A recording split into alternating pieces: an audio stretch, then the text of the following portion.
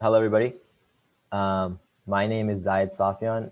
I would like to welcome you guys to the GTM Mentorship Showcase, and I'd like to thank you guys for coming over and watching my presentation. So this is another picture of me. My name is ZSafian. During this GTM Mentorship program, I took the opportunity to intern at a civil engineering and architectural firm called PBK Architects, located somewhere in Midtown. They taught me a lot about civil engineering and how the career worked. So I'm a senior at Elkins High School, and for all 4 years of my high school experience, I spent them playing tennis. And the issue with playing tennis at Elkins was that our tennis courts looked like this. They were in total disrepair, and they were in terrible condition. And so this is caused by a number of issues, mostly low maintenance, and also in these little black circles, you find that water piles when it rains particularly hard. And this is an issue because it induces mildew growth and moss growth, and also ends up the weakening of the concrete structure.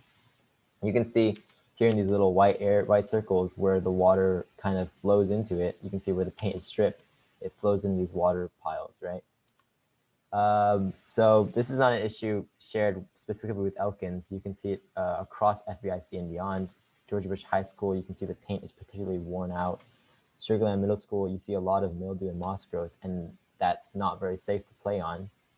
Lamar Consolidated, you see, this is outside of FBIC, but you can start to see it, kind of festering.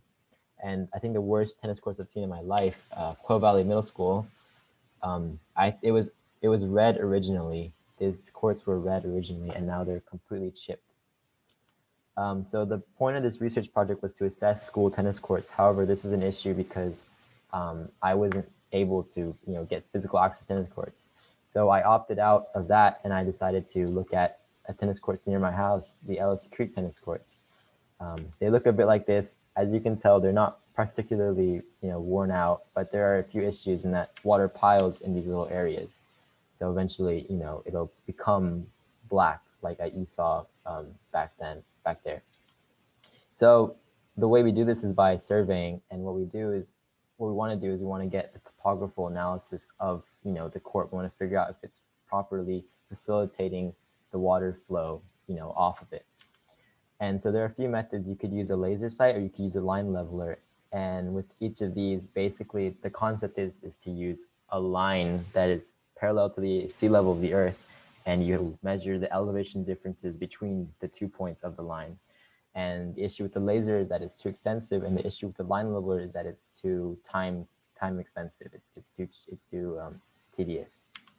So I opted out, and I decided to use Google Earth and Fort Bend County's publicly accessible LiDAR data. And what these are is it's just satellite imaging, and it uses light detection to detect elevation differences on the Earth.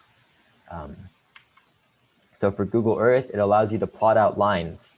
And with these plotted out lines, it allows you to pull an elevation profile from it, and you can, draw out where differences and deviance are. And, you can kind of figure out where the low points are, where water is likely to pile. And with the Fort Bend County LiDAR, so this is publicly accessible, and it allows you to kind of click on points on the map, and it gives you elevation data, and you can plot out where the deviance.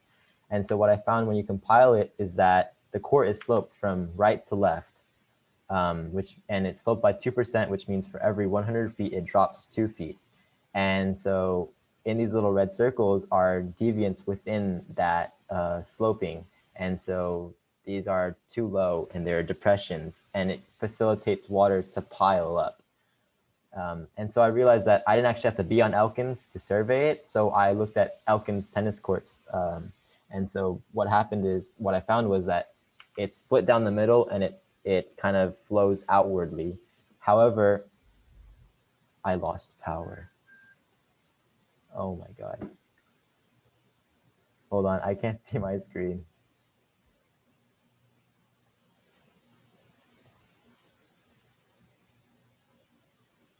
Oh.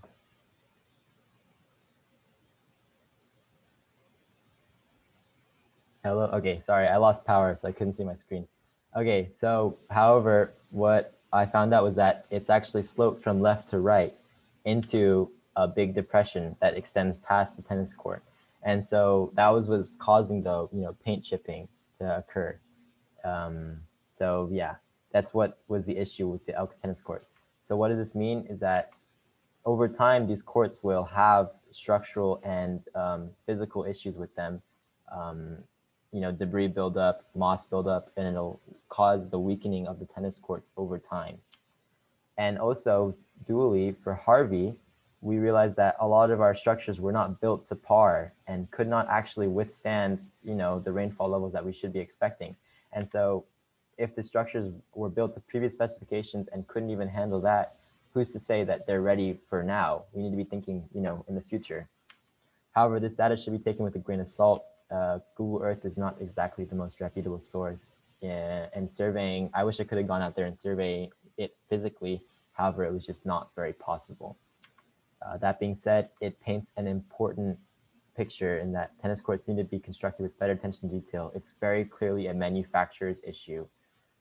Because if you don't do this, maintenance costs will only go higher, and the budget for schools is already strained as is. And beyond tennis, we see that maintaining good public recreational facilities has economic, health, and social benefits. So these are two articles of many that explain that maintaining public recreational facilities like libraries, parks, public tennis courts, and such are beneficial to the community. That being said, I'd like to thank my mentors over at PBK Architects. This is Mr. Trace Cryer, who I worked with mainly. They taught me a lot about civil engineering. These are my sources used. These are my works cited. And does anybody have any questions?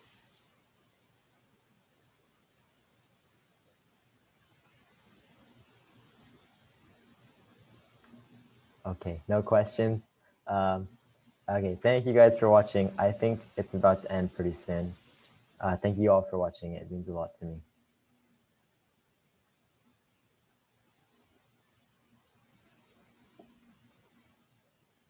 Thank you, Zaid. Good presentation. Thank you.